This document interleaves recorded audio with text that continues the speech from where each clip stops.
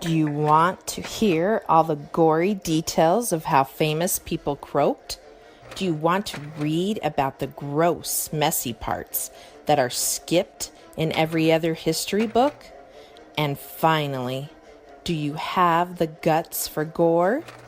If you don't, then don't read this book.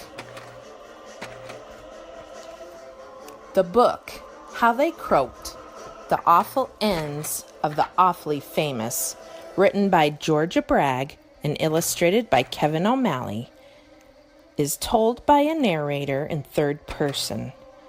It has 183 delightfully morbid pages and shares all the gruesome details of 19 famous people, from Cleopatra to Christopher Columbus to George Washington to Einstein. It has delightfully macabre artwork that is darkly humorous. These are incredibly true, incredibly toe-curling tales of how famous people bit it.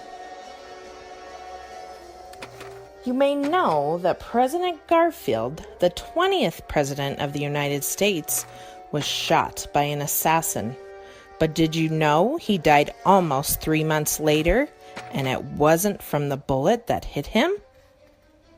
As a treatment to George Washington's ills, they smeared poisonous beetle guts all over his neck, causing him to erupt with a painful blood blisters, which his doctor later drained. This did not cure him of the reason that led him to his death. And I won't tell you how King Henry VIII died, but it involved a lot of pus. My favorite story in the book is of Edgar Allan Poe. Before his death, he went missing for 6 days. When he showed up at a bar acting drunk, his clothes were on inside out.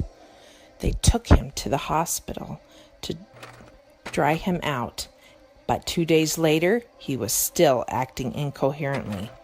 If you want to know the rest of the story, you will have to read the book. If you can handle it, take time to read The Dreadful Ends of the Awfully Famous in How They Croaked.